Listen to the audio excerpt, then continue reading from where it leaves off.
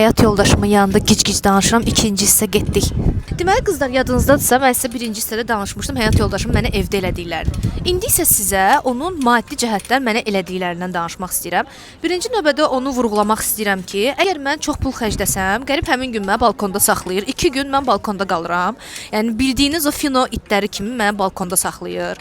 Yəni qış da olsa, qar da olsa, günəş də olsa məni balkonda saxlayır. İkinci növbədə onu demək istəyirəm ki, məni işlədir. Deyirsən həm pul qazanmalısan, həm evi təmizləməlisən, amma özünə gələndə öz pulundan mənə xərclətdirmir, amma mənim pulumu əlimdən alır. Hər ay aldığım maaşı əlimdən alır. Neymişsən qardaş? Video çəkirəm Kimə? qızlara. Yenə gic-gic danışsan, yenə mənə bu yandan. Mən gic-gic danışmıram, olanı deyirəm. Şəratsan yenə. Yo, mən şarlatana oxşayıram orada baxın. Hə, harda qalmışdıq? Ondan sonra isə bunun bir dənə də pis xasiyyəti var. Deyəcəksiniz ki, nədir onun pis xasiyyəti? Odur ki, biz çölə çıxanda şotu mənə ödətdirir. Heç vaxt əlini cibinə salmır. Mən orada utanıram ofisiantların yanında pul ödəməkdən.